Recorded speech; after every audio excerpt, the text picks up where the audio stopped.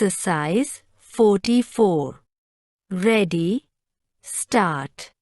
2 paintings auctioned by the appellant company and purchased by 2 foreign nationals were seized by Archaeological Survey of India, as it found the same to be antique in nature. A complaint was made to the CBI, which prima facie found the commission of offence under Section 3 punishable under Section 25(1) of the Antiquities and Art Treasures Act, 1972, and registered an FIR on 29 January 2004 for offences punishable under Section 120-B IPC and Section 25(1), read with Section 3 of the Act. And after investigation filed charge sheet on 28 April 2004 against the appellants and the 2 foreign nationals. Thereafter the appellants filed writ petition number 16598 of 2004 in the High Court challenging the report of the Director General, ASI, and confiscation of the said 2 paintings under the Customs Act. In the writ petition, neither the CBI was made a party nor was the FIR charge sheet challenged.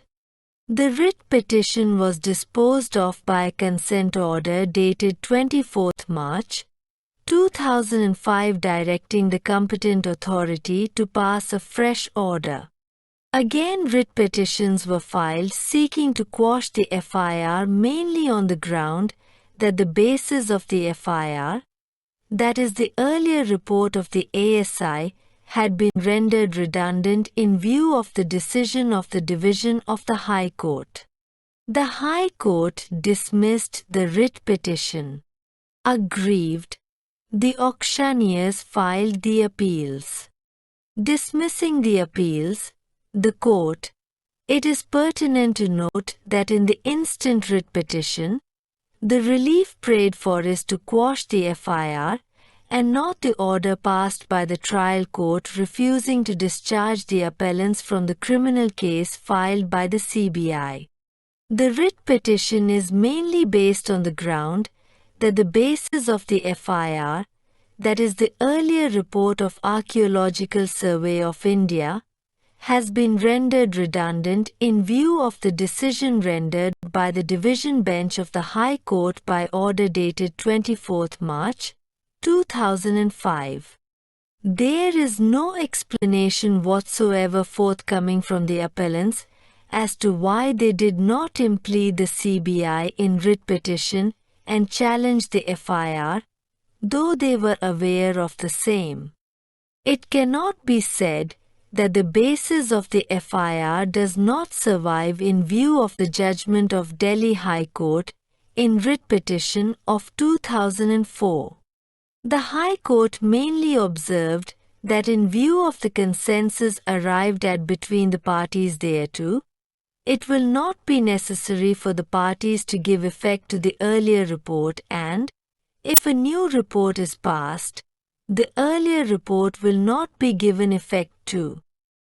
The earlier report has not been set aside by the High Court and obviously to continue its operation, a new order is to be made by the Director General, ASI, which has not so far been passed.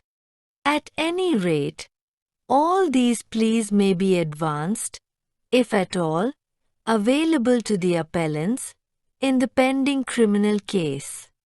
The observation made by the High Court that it will not be necessary for the parties to give effect to the earlier report binds only the parties to the proceedings and, admittedly, the CBI has not been impleaded as party respondent in that writ petition.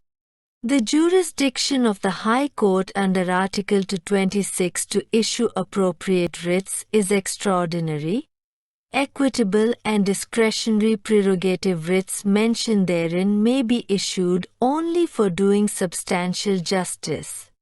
No person is entitled to claim relief under Article 226 of the Constitution, as a matter of course.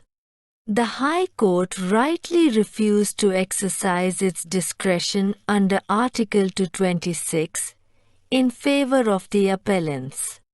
On the facts and circumstances, this court is not inclined to exercise discretion under Article 136 of the Constitution of India to grant any relief to the appellants. It is evident from the record that after registration of the first information report, the CBI made detailed investigation in the matter and filed charge sheet for the offence punishable under Section 25(1). Read with Section 3 of the Act. The trial court, having taken cognizance of offences, framed charges against all the concerned. The appellants have even filed discharge application before the trial court. It is not clear from the averments made in the writ petition as to the result of the said application.